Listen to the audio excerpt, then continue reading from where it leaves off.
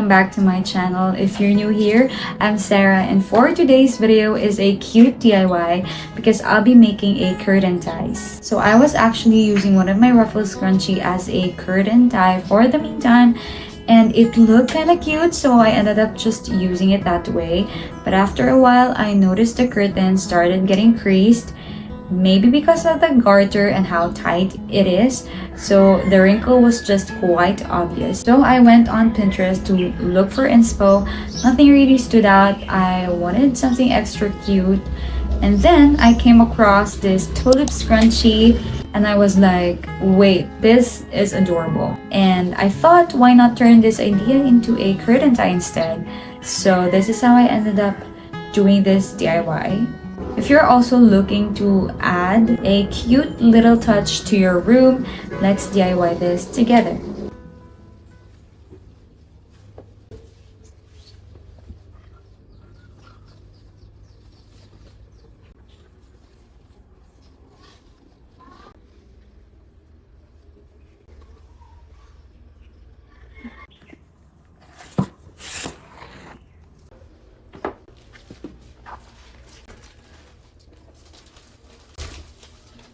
I actually prepared the pattern yesterday, so today we can just jump into cutting the fabric. For this project, I'm using cotton fabric. It's easy to work with and gives such a nice finish. If you'd like to make one at home, I've made the pattern available for you to use.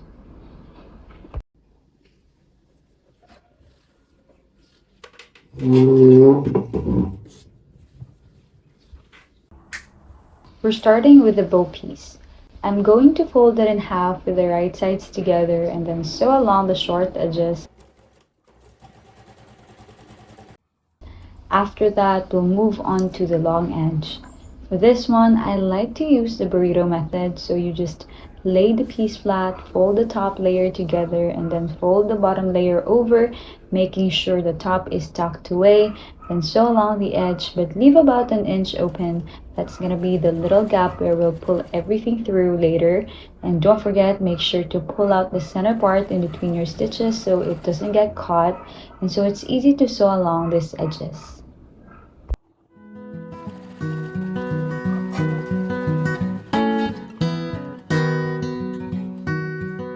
Once it's sewn, you can turn it right side out through the opening. There is an easier way to do this, but honestly, I prefer the burrito method. It gives a neater and more professional finish. And if you're new to sewing, this is such a handy little trick to learn because you'll use it again and again in different projects. Okay, so once that's done, let's work on the strap. Fold both short edges like this. This is about 1 centimeter, then fold the whole thing in half lengthwise and press it with the iron. For the tulip pieces, fold in about 1 centimeter on both long edges and press again. Do the same with the other tulip piece, just like this.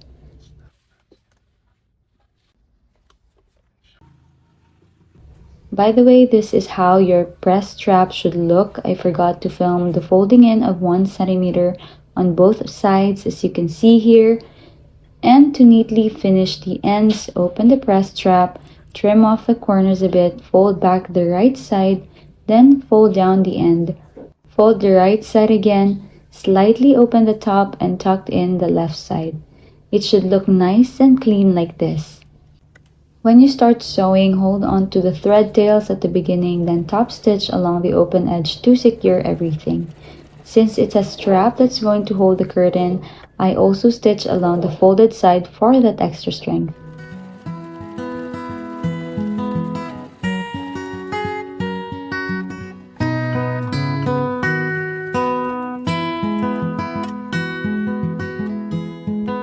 Next, let's move on to the tail piece. Fold the fabric in half lengthwise with right sides together, then sew along the long edge, but leave a small opening in the middle and finish sewing all the way.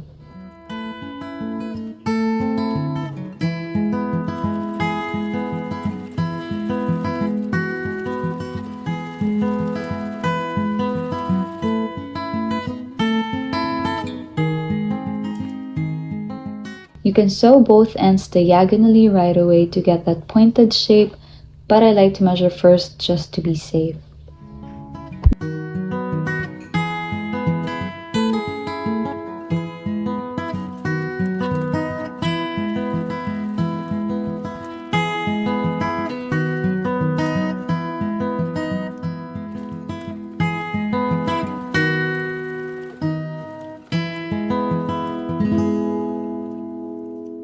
Once it's stitched, don't forget to cut the excess fabric and trim the corners.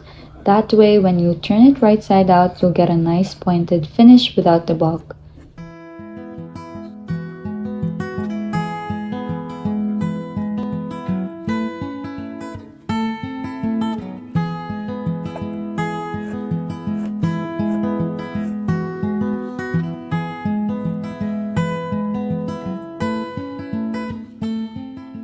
After that, just flip it through the opening. I'm just using my trusty paintbrush to help push it through. Give it a good press to make everything flat and neat.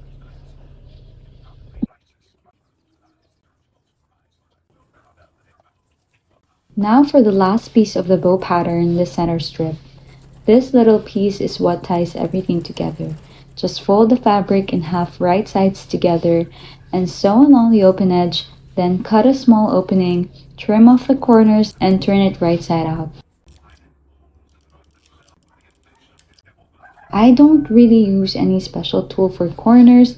If I try with a seam reaper, I'll probably rip it all the way through. So instead, I just use my trusty paintbrush to push them out. Once that's done, give it a nice press.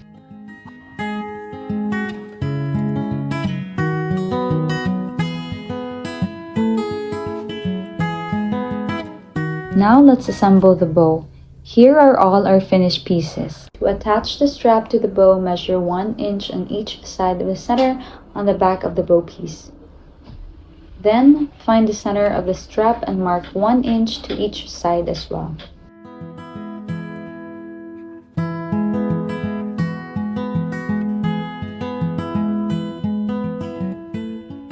Line up those marks, pin them in place, and stitch them down to secure the strap.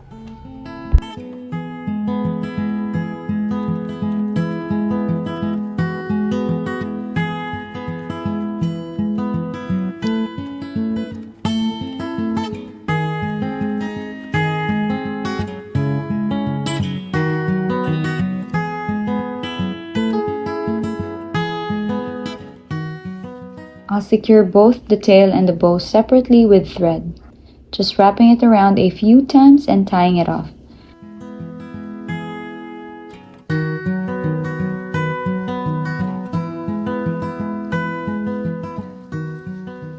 Do the same for the bow after you pinch the center to form pleats.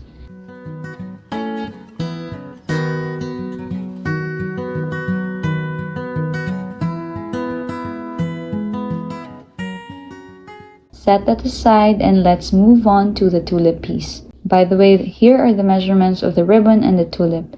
Feel free to use them as well. Start by folding the fabric in half, right sides together, and sew along the side edges. Do the same for the second piece. For the ribbon, fold the fabric in half, right sides together, sew along the edges, then turn it right side out. Here I'm using a safety pin to flip it.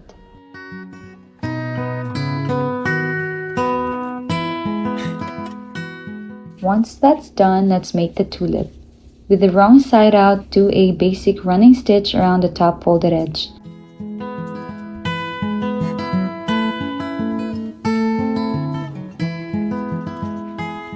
Then pull the thread to gather the fabric. Insert the ribbon in the middle to connect and hand stitch it in place.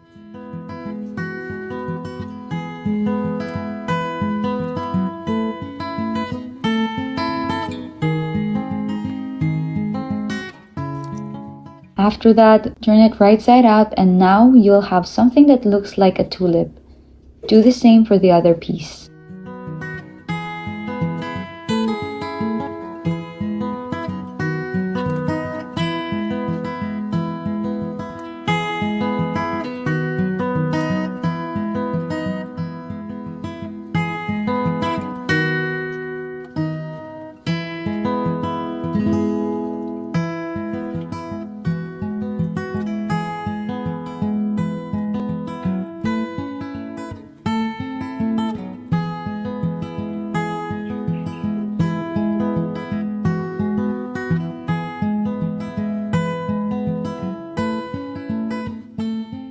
Next, let's go ahead and add the stuffing. You can use regular stuffing, or if you don't have any, scrap fabric works perfectly too.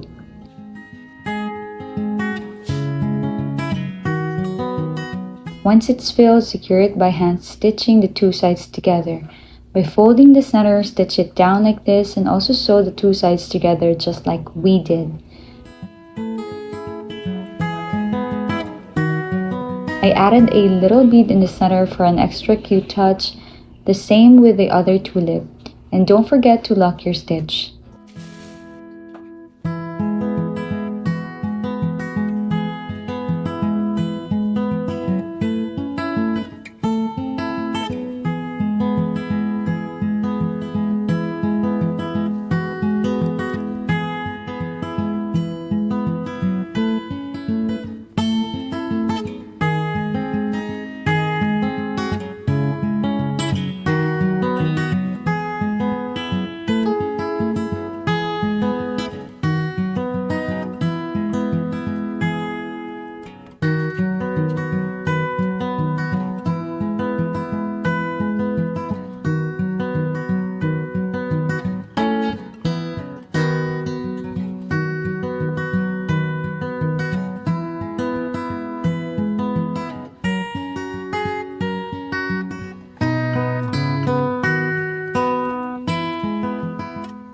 For the ribbon, just tie it into a bow, place it right on top,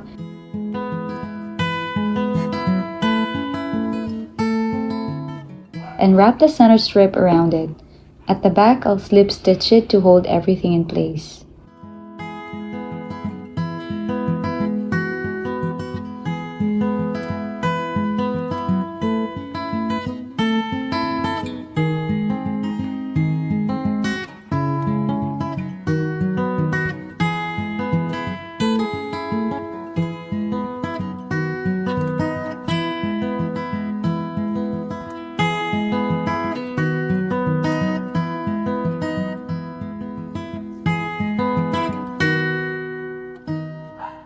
Now let's move on to the strap. It's time to attach the metal snap buttons. First, measure where you want them to go. Make sure they line up properly so the strap won't look crooked. The first button should be about 1/2 inch from the edge and the second one about 2 inches away. Do the same on the other side of the strap.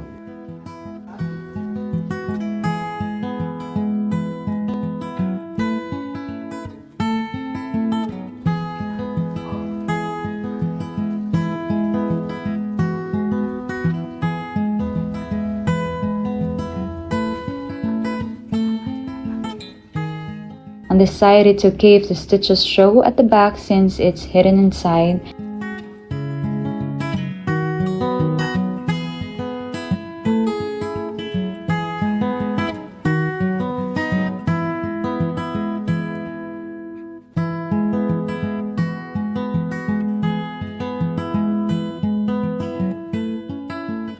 But on the visible side, try to keep the stitches neat and invisible.